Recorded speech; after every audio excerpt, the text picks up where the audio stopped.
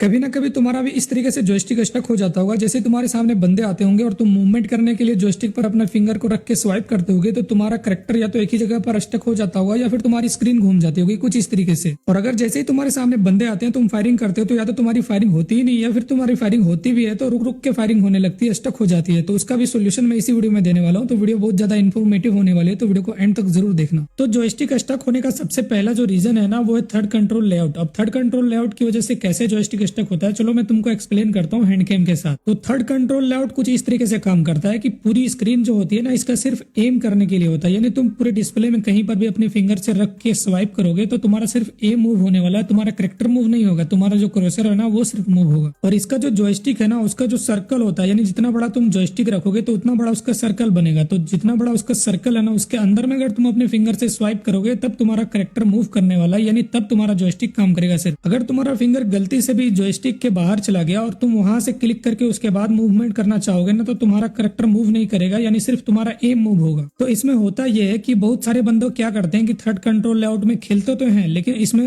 उनका जॉयस्टिक अच्छे से एडजस्ट नहीं होता। यहाँ पर एडजस्ट करने का मैं तरीका तुमको बता देता हूँ। सबसे पहले देखो ये जो जॉयस्टिक का साइज है ना इसको तुमको अपने फिंगर के मूवमेंट के हिसाब से बड़ा रखना है, कितना बड़ा या कितना छोटा। यानी तुमको सबसे पहले यहाँ पर आना है, उसके बाद जॉयस्टिक का सेंटर सबसे पहले आपको खोजना है कि आपका फिंगर कहाँ पर रुक रहा है। ठीक है, तो सबसे पहले आपको अपने फोन को होल्ड करना है और उसके बाद आपका जहां पर थंब जा रहा है ना मूवमेंट करने के लिए वहीं पर आपको उसी सेंटर में, यानी जहां पर आपका थंब का सेंटर आएगा उसी सेंटर में आपको जॉयस्टिक का भी सेंटर रखना है, आपको उसी जगह पर रखना है। जैसे तुम जॉयस्टिक को सेंटर में एडजस्ट कर लोगे ना उसके बाद आपको क्या करना है, मूवमेंट करना है अपने थंब से, और जहां तक आपका थंब जाएगा ना आपको राइट लेफ्ट और ऊपर नीचे मूवमेंट करना है। और जितना बड़ा आपका थंब यानी जितने एरिया में आपका थंब राइट लेफ्ट मूव करेगा उतना बड़ा आपको जॉयस्टिक रखना है। अगर तुम जॉयस्टिक की साइज और पोजीशन को अच्छे से एडजस्ट नहीं करोगे तो तुम्हारा करेक्टर या तो एक ही जगह पर स्टक हो जाएगा या फिर तुम्हारी स्क्रीन घूम जाएगी। और इसके साथ साथ क्या होगा पता है, मान लो तुम सामने से एक बंदे को डैमेज किया उसके बाद सोचोगे जंप करके घर के अंदर कवर में चला जाऊं तो भाई तुम दरवाजे से अंदर जा ही नहीं पाओगे, तुम दीवार से टकरा जाओगे। अगर तुम्हारे सामने से बंदे आएंगे तुमको डैमेज पड़ गया तुम सोचोगे कि मैं खिड़की से कूद के बाहर चला जाऊंगा तो वो भी तुम नहीं कर पाओगे, तुम दीवार से बार बार टकरा जाओगे अगर तुम्हारी जॉयस्टिक अच्छे से एडजस्ट नहीं रहेगी। तो जो मैंने तरीका बताया उसी तरीके से आपको अपने जॉयस्टिक को अच्छे से एडजस्ट करना है। ठीक है, उसके बाद आपका प्रॉब्लम सोल्व हो जाएगा अगर तुम थर्ड लेआउट में खेलते हो तो। चलो अभी बात कर लेते हैं फर्स्ट कंट्रोल लेआउट की। अगर तुम ये वाली लेआउट में यूज करते हो और इसमें तुम्हारी जॉयस्टिक स्टक हो जाती है तो उसका भी मैं सोल्यूशन तुमको बता देता हूँ। ठीक है, तो सबसे पहला इसका रीजन क्या है कि जॉयस्टिक इसमें स्टक क्यों होता है फर्स्ट लेआउट। तो फर्स्ट कंट्रोल लेआउट कुछ इस तरीके से काम करती है कि इसका जो आधा स्क्रीन होता है ना वो सिर्फ एम के लिए होता है और आधी स्क्रीन जो होती है वो सिर्फ मूवमेंट के लिए होती है। यानी आधी स्क्रीन में तुम कहीं पर भी अपने थंब से स्वाइप करोगे तो तुम्हारा जॉयस्टिक यानी करेक्टर मूव करने वाला है, और आधी स्क्रीन में तुम कहीं पर भी अपने थंब से मूव करोगे तो तुम्हारा सिर्फ एम होने वाला है। तो इसमें प्रॉब्लम ये होती है कि मान लो तुमने अपने जॉयस्टिक को यहाँ पर एडजस्ट करके लगाया है और जैसे ही तुम्हारे सामने बंदा आता है तो तुम जल्दी से मूवमेंट करने के लिए तुम्हारा जो थंब होता है ना वो अचानक से तुम थोड़ा ऊपर रख देते हो और उसके बाद तुम मूवमेंट करने लगते हो। और जैसे ही तुम मूवमेंट करते करते तुम्हारा जो फिंगर है वो फिर अपने सेंटर में आ जाता है। अब जब तुम मूवमेंट करते करते करते करते तुम्हारा जब फिंगर अपने सेंटर में आ जाता है ना तो तुम्हारा जॉयस्टिक का जो मूवमेंट होता है ना उसको लगता है कि तुमने अपने फिंगर को थोड़ा नीचे टिल्ट करके मूव किया है। तो उसमें होता यह है कि तुम्हारा करेक्टर, तुम राइट मूव करना चाहोगे तो तुम्हारा करेक्टर पीछे जाना लगता है, या तुम लेफ्ट जाना चाहते हो तो तुम्हारा करेक्टर आगे जाने लगता है। तो इस तरीके से थोड़ी प्रॉब्लम होती है फर्स्ट कंट्रोल लेआउट में और इसी वजह से तुम्हारा जो है ना वो करेक्टर स्टक हो जाता है। मान लो तुम्हारे सामने घर के अंदर बंदा है, तुम मूव करके उसको जिगल जिगल में मार रहे हो और तुमने थोड़ा जॉयस्टिक गलती से अपना फिंगर जो है आगे रख दिया, और जब तुम थोड़ा जिगल जिगल करके फाइट करोगे उसके बाद सोचोगे तुम कवर के अंदर जाओगे ना तो तुम्हारा जो जॉयस्टिक का होता है ना उसको लग रहा होता है कि तुम पीछे जा रहे हो या फिर तुम आगे चले जाओगे। तो तुम जैसे घर के अंदर दरवाजे से अंदर घुसना चाहोगे तो तुम दरवाजे के अंदर नहीं जा पाओगे, दीवार में जाके टकरा जाओगे। तो इसका सोल्यूशन ये है कि आपको अच्छे से थंब को अपने सेंटर में रखना है, उसके बाद जहां पर आपका थंब का सेंटर हो वहीं पर आपको अपने जॉयस्टिक को अच्छे से एडजस्ट करना है और जितना मूवमेंट करोगे ना उसी तरीके से आपको उसकी साइज को भी एडजस्ट करना है। चलो ये तो हो गई अपनी कंट्रोल लेआउट की प्रॉब्लम। अब कंट्रोल लेआउट की प्रॉब्लम तो आपकी सोल्व हो गई होगी। अभी दूसरे रीजन की बात कर लेते हैं। दूसरा जो जॉयस्टिक स्टक होने का प्रॉब्लम है ना वो है आपके हाथों में पसीना होना। अगर आपके हाथों में पसीना होता है तब भी आपकी जॉयस्टिक स्टक हो जाएगी और इसी से फायरिंग भी स्टक होता है। जैसे तुम गेम खेलते हो तो थोड़ी देर में स्टार्टिंग में तुमको सब कुछ अच्छा लगता होगा, तुम टीडीएम वगैरह खेलते होगे, उसके बाद जैसे ही तुम्हारे सामने बंदे आते होंगे और तुम्हारा हाथों में थोड़ा पसीना होने लगेगा ना तो उसके बाद क्या होता है कि तुम्हारी जो बटन्स होते हैं ना वो काम नहीं करते अच्छे से, इसकी वजह से तुम्हारा जॉयस्टिक स्टक हो जाता है। तो जिनके हाथों में पसीना होता है ना तो उसको करना क्या है कि अपने साथ में एक छोटा सा कपड़ा का टुकड़ा रखना है और आपको अपने हाथों को बीच बीच में पोंछते रहना है, उसके बाद आपको गेम खेलना है। तो उससे आपकी फायरिंग स्टक नहीं होगी और आपका जॉयस्टिक भी स्टक नहीं होगा। और जिन लोगों के हाथों में पसीना होता है ना वो कभी भी पाउडर का इस्तेमाल करके गेम मत खेलना है। बहुत सारे बंदे पाउडर का इस्तेमाल करके गेम खेलते हैं और मैं ये नहीं चाहता कि तुम भी पाउडर लगा के गेम खेलो, क्योंकि पाउडर लगा के गेम खेलने से तुम्हारे फोन भी खराब हो सकते हैं, क्योंकि वो ना आपके फोन के माइक और स्पीकर में घुस जाते हैं। और जिन लोगों के हाथों में पसीना होता है उनको तो पाउडर इस्तेमाल करना ही नहीं है, ठीक है, क्योंकि अगर आप पाउडर का इस्तेमाल करोगे तो तुम जैसे ही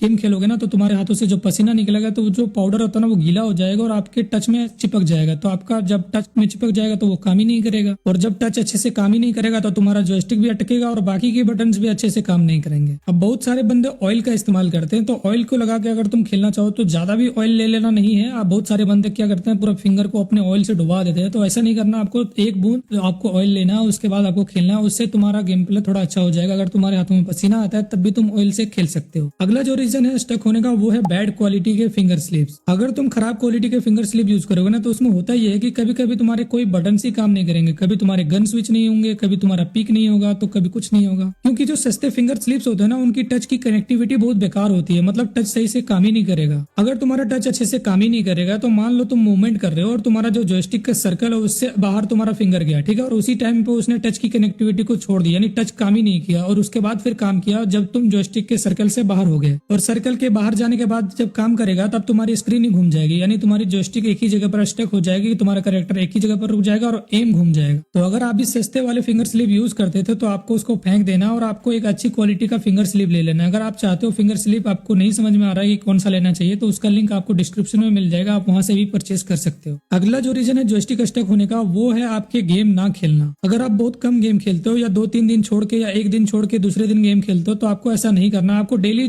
मतलब कम से कम 10 या 20 मिनट गेम खेलना ही है। आपको अगर क्लासिक नहीं खेलना तो आप कम से कम डेली का डेली टीडीएम खेलो ताकि आपका मूवमेंट स्मूथ रहे। अगर आपको लगता है कि आपका मूवमेंट स्लो हो गया है या फिर अटक अटक के चलता है या फिर आपका एम खराब हो गया है तो मैंने हाल ही में एक ट्रेनिंग ड्रिल के ऊपर वीडियो डाला है जिसमें मैंने बहुत अच्छे ट्रेनिंग ड्रिल्स बताए हैं। अगर आपने उस वीडियो को देख लिया तो आपका गेम प्ले 100% इंप्रूव होने वाला है, तो उसका लिंक भी आपको डिस्क्रिप्शन में मिल जाएगा। अभी बात कर लेते हैं कि अगर आपकी फायरिंग स्टक हो जाती है तो उसका क्या सोल्यूशन है। अगर आपका फायरिंग ही नहीं होता बंदे के सामने तो उसका एक अलग सोल्यूशन है, क्योंकि वो अलग प्रॉब्लम है। और अगर आपका फायरिंग रुक रुक के फायरिंग होता है, मतलब जैसे तुम्हारे सामने बंदे आते हैं तो पहले बंदे के ऊपर फायरिंग करते हो फिर आपकी फायरिंग रुक रुक के चलने लगती है, तो उसका एक अलग सोल्यूशन बताता हूँ, ठीक है। अगर आपकी फायरिंग ही नहीं होती तो ये प्रॉब्लम आपके कंट्रोल की है, ठीक है, कंट्रोल लेआउट की। तो आपको करना क्या है कि आपको ट्रेनिंग ग्राउंड में आना है और उसके बाद आपको ऐसा सोचना है कि आपके सामने रियल बंदे हैं और आपको पूरा डेडिकेशन के साथ आपको बंदे के ऊपर फायर करना है और फिर देखना है कि आपका फिंगर कहाँ पर टच हो रहा है। जिस फिंगर से आप फायरिंग बटन का यूज करते हो उसी फिंगर को आपको ध्यान देना है कि उसका सेंटर आपका कहाँ आ रहा है, उसी जगह पर आपको अपने फायरिंग बटन को प्लेस कर देना है। अब अगर तुम्हारी फायरिंग अटक अटक के चलती है, यानी थोड़ी देर फायर होती है फिर रुक जाती है, फिर फायर होती है फिर रुक जाती है, तो इसका प्रॉब्लम ये है कि आपके हाथों में पसीना होता है। तो इसका सिंपल सा सोल्यूशन ये है कि आपको साथ में एक कपड़ा या रुमाल रखना है और उससे अपने हाथों को पोंछते रहना है, जिसके बाद से आपका फायरिंग स्टक नहीं होगा। या फिर आप अगर चाहो तो अपने साथ में एक फैन रख सकते हो या फैन के नीचे गेम खेल सकते हो, जिससे जब तुम्हारे हाथों में हवा चलेगी ना तुम्हारा हाथ सूखा रहेगा, और जब तुम्हारे हाथों में हवा चलेगी तो तुम्हारा हाथ तो सूख ही जाएगा, जिसकी बाद से पसीना नहीं होगा तो तुम्हारी फायरिंग भी स्टक नहीं होगी। तो यही था आज की वीडियो के लिए। आपको वीडियो कैसे लगी कमेंट में जरूर बताना। अगर वीडियो अच्छी लगी तो वीडियो को लाइक कर देना। अगर तुम्हारा कोई दोस्त जिसके साथ ये प्रॉब्लम होती है यानी जॉयस्टिक स्टक या फायरिंग स्टक हो जाती होगी तो उसके साथ ये वीडियो को शेयर कर देना ताकि उसका भी प्रॉब्लम फिक्स हो जाए। अगर चाहते हो किसी टॉपिक पर मैं वीडियो बनाऊं तो कमेंट में बताना। मिलता हूं मैं अगली वीडियो में, तब तक के लिए बाय बाय।